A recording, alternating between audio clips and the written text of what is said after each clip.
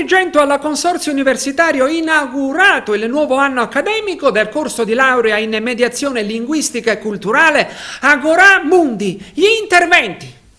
Oggi viene celebrato questo piacevole rito della inaugurazione dell'anno accademico per la Scuola di Studi Superiori per mediatore linguistico e culturale. È stata per noi anche un'occasione per fare il punto della situazione del Consorzio e manifestare soddisfazione per il lavoro che è stato fatto fino ad oggi, sia sul fronte del riordinamento interno del Consorzio, sia sul piano della offerta formativa, che si è accresciuta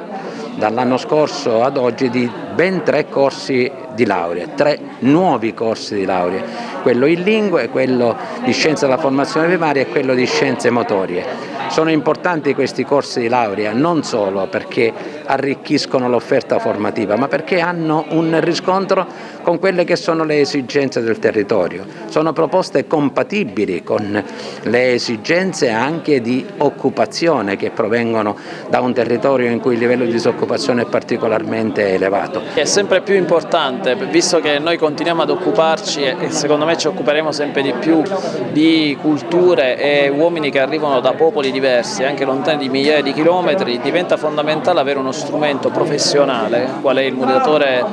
mediatore linguistico-culturale, per riuscire a dialogare e a comprendere meglio la realtà e i fatti attraverso le parole di uomini che hanno culture diverse. Questa cosa deve necessariamente transitare da chi media, da chi conosce culture e popoli diversi e riesce a tradurle a noi che siamo da questa parte fatti, realtà di uomini che sono nati da un'altra parte e che oggi sono qui.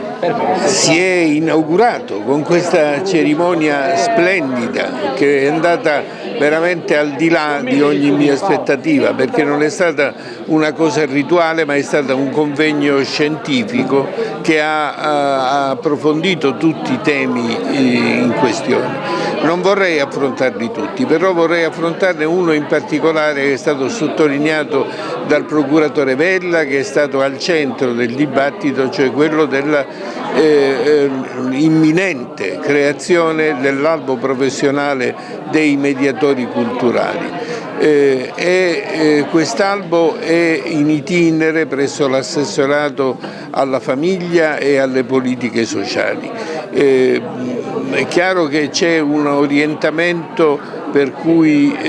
bisogna riqualificare questa figura del mediatore e ammettere nell'albo semplicemente coloro che sono in possesso di una laurea. Questo darebbe ampio respiro al nostro corso e al nostro lavoro di formatori dei mediatori culturali. Le iscrizioni vi ricordo che sono ancora aperte fino alla fine del mese e ci sono ancora posti liberi per questo primo anno, per cui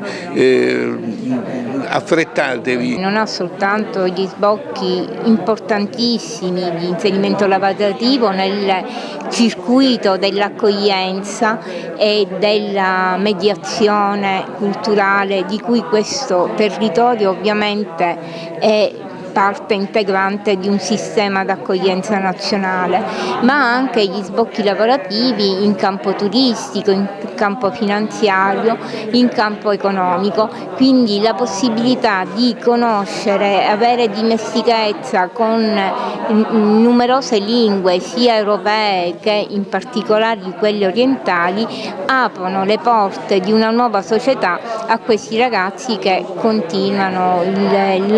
iniziano e continuano il loro percorso formativo verso una società che devono costruire tutti insieme.